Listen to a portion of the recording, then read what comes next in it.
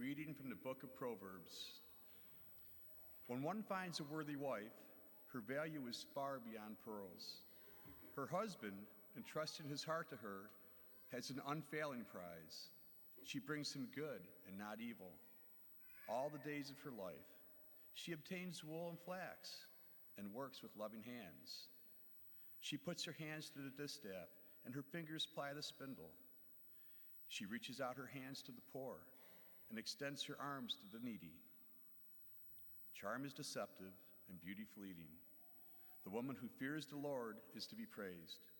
Give her a reward for her labors, and let her works praise her at the city gates. The word of the Lord. Thanks be to God.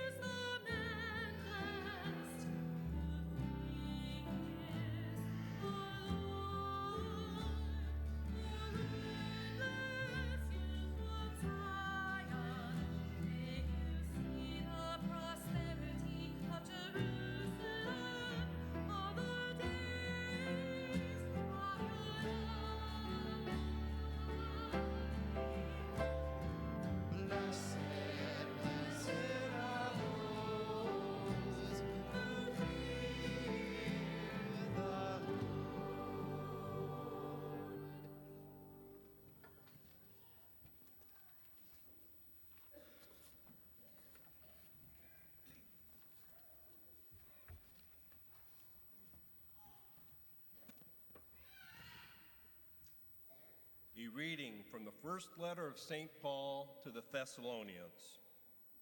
Concerning times and seasons, brothers and sisters, you have no need for anything to be written to you.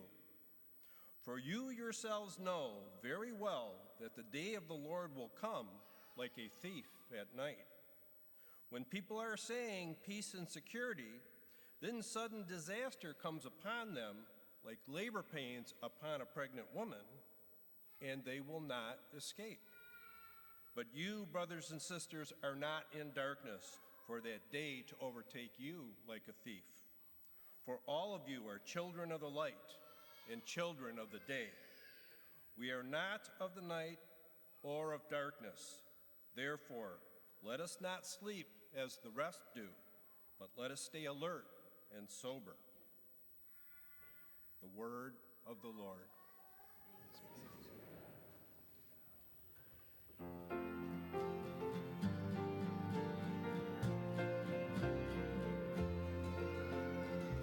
Alleluia, alleluia, alleluia.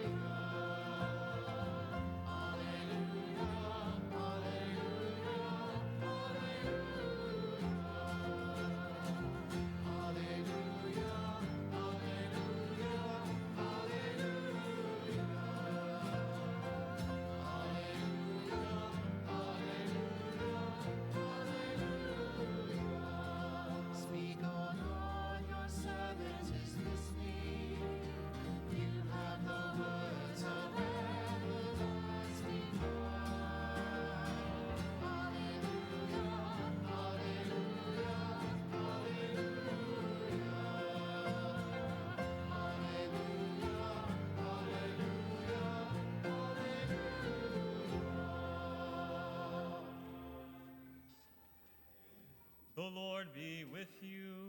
And with your spirit. A reading from the Holy Gospel according to Matthew. Glory to you, O Lord. Jesus told his disciples this parable. A man going on a journey called in his servants and entrusted his possessions to them. To one he gave 5 talents, to another 2, to a third 1, to each according to his ability. Then he went away. Immediately the one who received 5 talents went and traded with them and made another 5. Likewise, the one who received 2 made another 2. But the man who received 1 went off and dug a hole in the ground and buried his master's money. After a long time, the master of those servants came back and settled accounts with them. The one who had received 5 talents came forward, bringing the additional 5. He said, "Master, you gave me 5 talents. See, I have made 5 more." His master said to him, "Well done, my good and faithful servant. Since you were faithful in small matters, I will give you great responsibilities. Come, share your master's joy." Then the one who had received 2 talents also came forward and said, "Master, you gave me 2 talents. See, I have made 2 more." His master said to him, "Well done, my good and faithful servant. Since you were faithful in small matters, I will give you great responsibilities.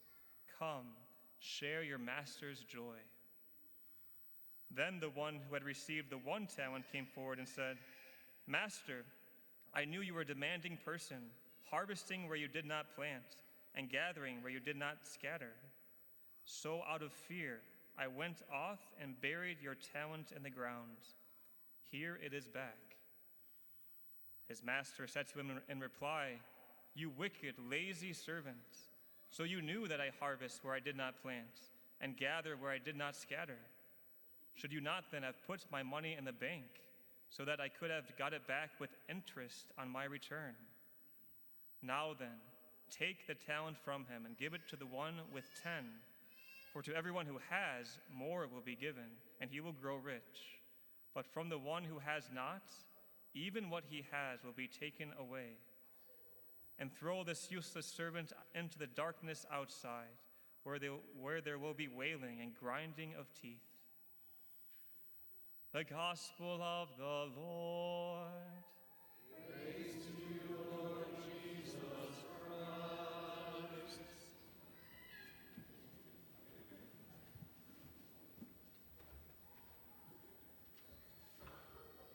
Well, good morning. You know, with the rite of acceptance with our RCA folks and our family program, they asked me to keep my homily a little bit shorter, so I promise it won't be more than 25 minutes or so. Cutting it back.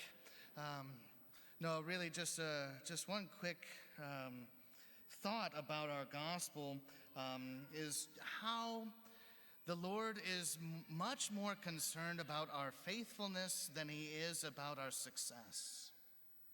Right? That's kind of the main point of the gospel, right? Because there's these 3 guys, and one guy gets 5, they call them talents, but this is a piece of like income and money. And so he gets 5 talents, he trades with them, he makes 5 more. The one gets 2, he trades with them, he gets 2 more. The one receives 1, and he just goes off and buries it. And the guy who makes 5 and the guy who makes 2, they get the exact same response from the master. "Well done, my good and faithful servant. Come and share your master's joy." It didn't matter to him that the one had made 5 and the other had only made 2. The one who made 5 didn't get more accolades. The one who made 2 didn't get any less, right? Because they were faithful, right? They spent their time and their effort engaged in what the master had asked them to be engaged with. It's just the one who goes off and buries the talent. He's the one that gets reprimanded, right? And reprimanded somewhat harshly, right? Take the money from him, give it to the guy who has 10, and cast him out. Right? Because the Lord is is deeply concerned with our faithfulness and whether or not we're willing to put our time and effort into trying to bear fruit for the kingdom. Because that's what these guys are doing. They're engaged in trade so that their master's property, their master's kingdom will be increased. And that's why the Lord gives us any of the gifts that he gives to us. It's not for us to hoard away and bury in the ground, thinking to ourselves, oh, how lucky I am to have this gift. I'm going to hide it over here. No, the whole point is to use them in his service. And so, brothers and sisters, especially as we today we see these folks who are entering the church through RCIA, right? Let's not take our faith for granted. Let's not take our church for granted. Let's not take our gifts for granted. Let's not take the Lord for granted. Right, but let's spend some time this morning examining our hearts and our lives and where we spend our time and effort. Where are we trying to bear fruit? Is it for our own kingdom or is it for the master? Is it for our own stuff or is it for him? Right, let's ask ourselves honestly, like where we're at with some of these things. And then let's use this moment to say to the Lord, Lord, I want to bear fruit for you. Help me to say yes to the call you place on my life. So that as I say yes and as I'm faithful, as I try to partner with you, while you don't demand success from me, I know that that's the way ultimately to be successful. Right? That was Mother Teresa's great lesson to the world. She said, God asks you not to be successful, but to be faithful. And it's no surprise that she, being faithful, was one of the most successful people in the world. Whatever she put her mind to ended up happening. It's because she aligned herself with the will of God and said yes to his call on her life. And we can do that too. Right? And so let's spend some time asking the Lord, Lord, where am I spending my time? Where am I spending my attention? Where am I spending my effort? Is it for the building up of your kingdom or is it for anything else? Because, Lord, ultimately what I want is to spend that time saying yes to you. I want to be faithful to you so that I can hear the exact same phrase that you just said to those two servants. Well done, my good and faithful servants. Come and enter your master's joy.